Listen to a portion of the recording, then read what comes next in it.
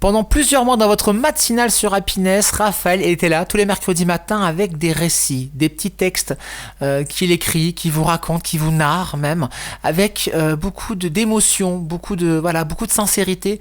Il vous les a partagés pendant plusieurs mois et ce matin, c'est sa dernière chronique dans le Réveil Happiness. Je suis un petit peu ému, mine de rien, d'écouter Raphaël pour la dernière fois dans cette matinale. Raphaël, dans Il était une voix, tu décides aujourd'hui de nous raconter le jour où tu as décidé de ne plus baisser les bras. Le jour où j'ai décidé de plus baisser les bras, j'ai pris cette décision un matin. C'était après une longue période où j'avais l'impression que la vie s'acharnait contre moi. J'avais tout donné, j'avais travaillé dur, mais j'avais le sentiment que mes efforts étaient sans aucun écho. J'étais au bord de l'épuisement. Mais on connaît tous ces jours-là, n'est-ce pas? Ces matins où tu as beau essayer de te donner à 100%, t'investir corps et âme, mais la réalité te dit... tu ne passeras pas. La frustration s'accumule. Et ce mur devant toi semble plus grand, plus infranchissable que jamais. C'est l'échec d'hier qui pèse.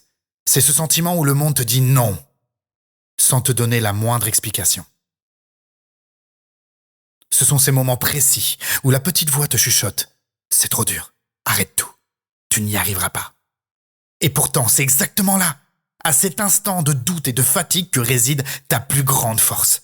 Tu as toujours un choix. Tu as le pouvoir de dire « stop » à la fatalité. Tu as le droit d'être épuisé, mais t'as pas le droit de t'arrêter. Le jour où tu as décidé de ne plus baisser les bras, tu l'as fait par un choix fondamental. Le choix de croire en ta propre capacité inébranlable. Le choix de te prouver que tu es plus fort que l'obstacle devant toi. Tu es capable. Retiens bien ceci. La victoire, elle n'est pas toujours dans ce résultat final que les autres peuvent voir et applaudir. Elle est dans la persistance quotidienne, dans ce petit pas de plus que tu refuses d'annuler. Parce que tu tiens bon aujourd'hui. Si tu te relèves, une fois de plus, si tu continues à avancer malgré le poids, demain, tu auras déjà gagné la seule bataille qui compte, celle de ta détermination. Tu auras gagné ton propre respect. Et ça vaut tout l'or du monde. Tu es capable. Ne laisse jamais un revers ou un doute te faire oublier la force brute que tu as en toi. Le chemin est long, il est semé d'embûches, mais tu as la capacité d'apprendre, de t'adapter, de changer la stratégie, de te reconstruire intégralement. Chaque chute est une leçon accélérée.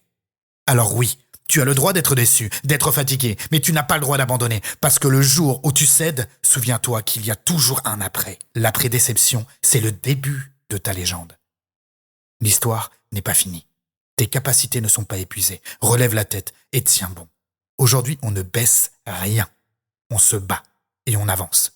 Parce que ta persévérance sera ta plus grande puissance.